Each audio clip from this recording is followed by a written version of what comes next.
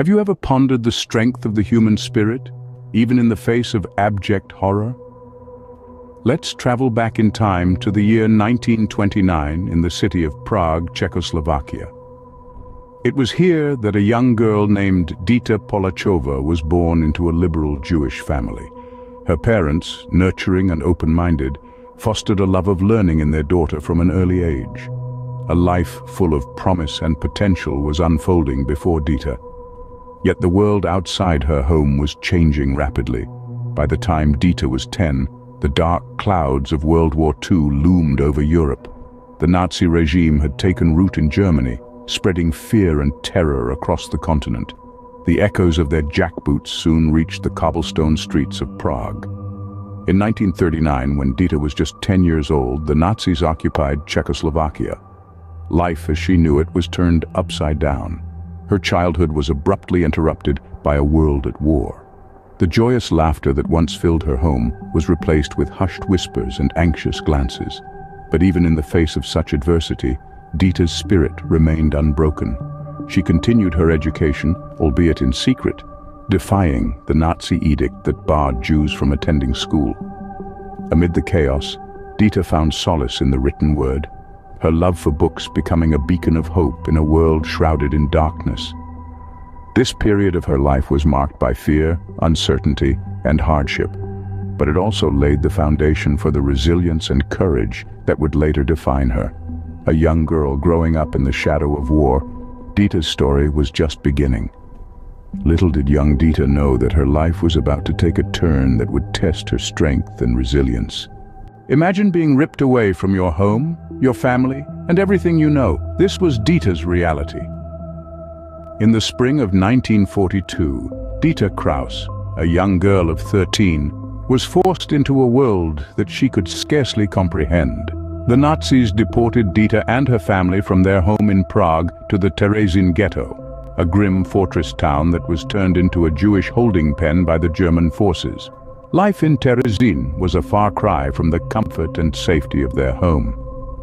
Dita and her family had to endure deplorable living conditions, food shortages, and a perpetual fear of what was to come, but the worst was yet to unfold. The following year, in 1943, Dita and her family were herded like cattle onto a packed train, destined for a place that would etch itself into the annals of human history for its sheer horror: Auschwitz. This was no ordinary journey. They were being transported to a place synonymous with death and despair. Upon arrival, they were met with a chilling sight. A vast expanse of barracks, barbed wire, and watchtowers. The air was filled with a sense of dread, amplified by the constant barking of dogs and the shouts of the guards. Here, in this place of torment, Dita and her family were stripped of their identities, reduced to mere numbers tattooed on their arms. The living conditions in Auschwitz were even worse than Terezin.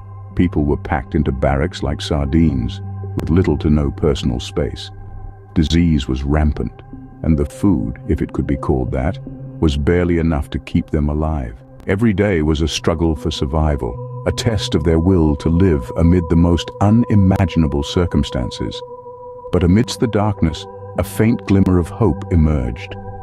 Dita discovered a secret school run by fellow prisoners where books were smuggled in and kept hidden from the guards. These books, these precious vessels of knowledge and escape, became Dita's lifeline, a spark of light in the oppressive shadow of Auschwitz.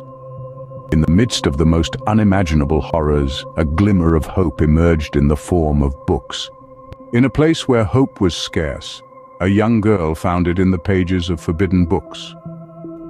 This young girl, Dita Kraus, found herself in the desolate confines of Auschwitz at the tender age of 14.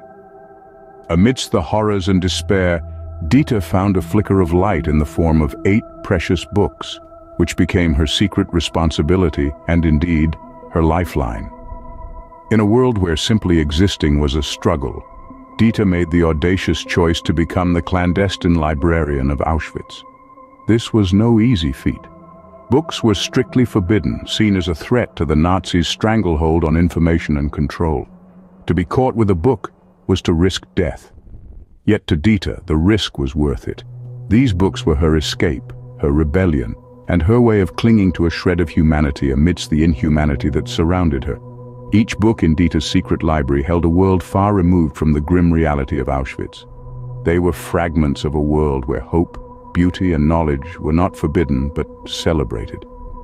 In the cover of night, Dita would risk her life to distribute these books, offering a momentary escape to her fellow prisoners.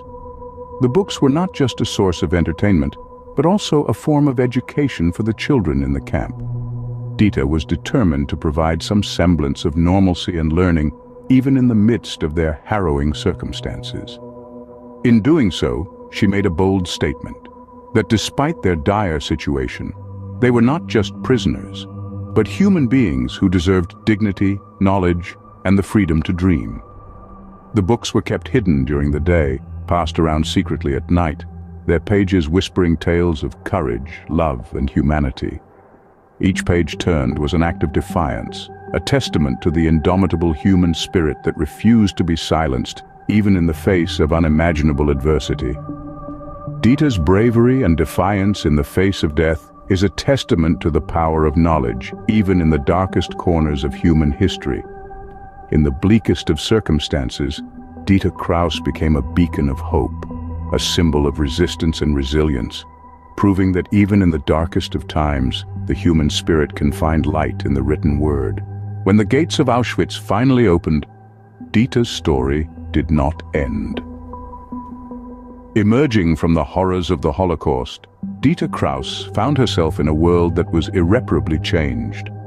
But just like the books she used to secretly distribute in Auschwitz, Dita carried a story of resilience and survival. Her life, post-liberation, was a testament to the indomitable human spirit. Reuniting with her father was a moment of joy amidst the sorrow. Her mother, tragically, had not survived the brutalities of Auschwitz. The loss was profound, but in the face of such adversity, Dita chose to embrace life, to honor the memory of her mother, and all those who had not lived to see the liberation. In the years following her liberation, she found love in a fellow survivor, Otto B. Kraus. Their shared experiences, their shared trauma, formed a bond that was unbreakable. They married, choosing to build a life together in a world that was trying to heal from its wounds. Their journey took them to Israel, a land that promised a new beginning for countless Holocaust survivors.